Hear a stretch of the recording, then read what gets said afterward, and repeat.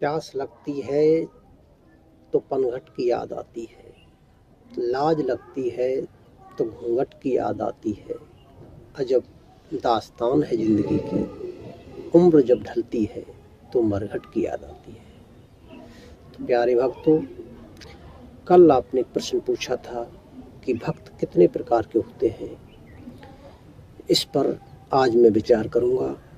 पहले एक महात्मा बुद्ध एक उदाहरण देते हैं भक्तों के बारे में या व्यक्तियों के बारे में, उस कहानी को सुनते हैं। महात्मा बुद्ध कहते हैं कि घोड़े 3 प्रकार के होते हैं। पहला घोड़ा, अगर उसमें चाबुक नहीं मारी तो वो सीधा नहीं चलेगा। चाबुक मारना उसमें अनिवार्य है, चाबुक की मार से ही वो आगे बढ़ेगा। दूसरे प्रकार के वो होते हैं जिनमें चाबुक मारी तो नहीं, लेकिन फटकार देना अनिवार्य है। अगर चाबुक फटकार दी तो उसकी आवाज़ से वो घोड़े चल देते हैं, यानी कि उनके लिए अंकुश की आवाज़ जरूरी है।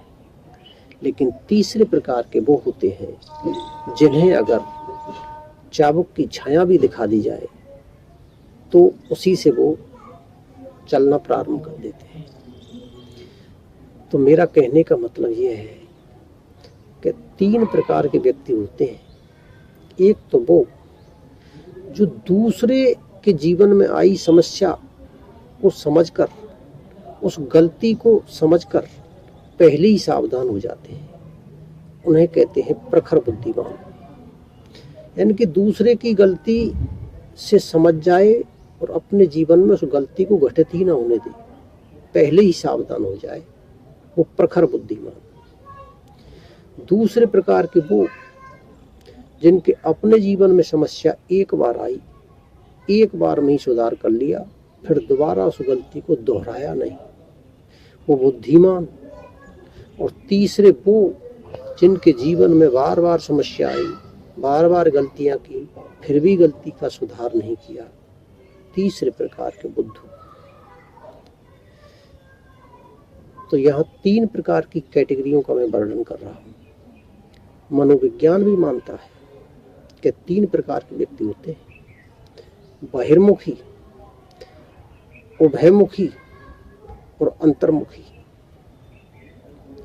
बहिर्मुखी वो जिनकी ऊर्जा अभी बाहर लगी हुई है, और उभयमुखी वो जिनकी कभी भीतर जाती है ऊर्जा, कभी भीतर बाहर जाती है, कभी भीतर आती है, यानी कि जिनकी दिशा अभी अस्थिर है, वो उभयमुखी। और तीसरी प्रकार के वो जिन्होंने जान लिया कि बाहर अब कुछ नहीं रखा, उनकी ऊर्जा ने अब अंदर की यात्रा प्रारंभ कर दी, वो अंतर्मुखी।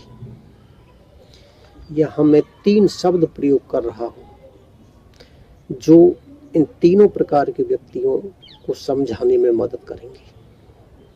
पहला शब्द है प्रेमी। प्रेमी शब्द का मेरा मतलब है वह व्यक्ति जो अभी पाना चाहता है बाहर की दुनिया, अभी उसकी ऊर्जा बाहर की दिशा में गति कर रही है, जो पाने की दौड़ में है, लेकिन बाहर, वो प्रेमी। दूसरे प्रकार के व्यक्ति वो जिनके जीवन की यात्रा अब अंदर की तरफ मुड़ने लगी है, लेकिन पूरी नहीं मुड़ी,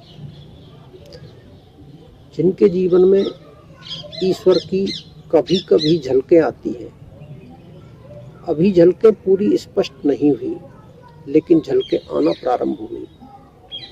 जहाँ आशा लग गई वो आशिक, और जहाँ जिस दिन ये पूरा भाव हो गया कि सब उसी परमात्मा का है, मेरा कुछ नहीं, जब मेरा है ही नहीं तो दूसरों को देने में क्या दिक्कत।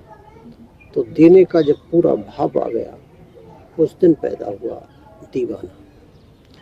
तो आज मैंने 3 प्रकार के व्यक्तियों का वर्णन किया आप मेरी बात को समझ गए होंगे। आज के लिए इतना ही। धन्यवाद।